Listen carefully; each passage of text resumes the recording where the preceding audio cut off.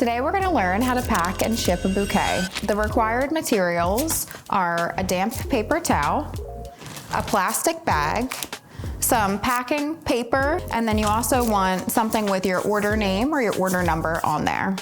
So what we're gonna do first is we're gonna wrap our damp paper towel around the stems of our bouquet.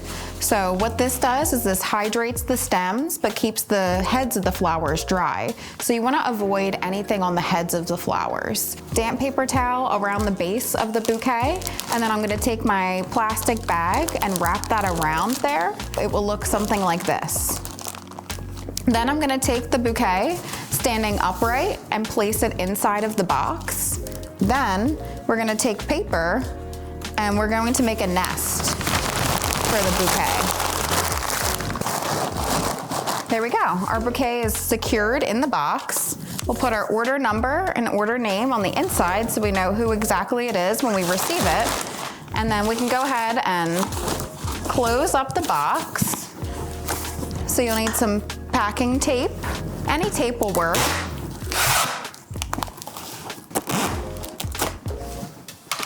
So you can see we have some fragile stickers here. That's great. You can also write fragile this side up so that way the carrier knows.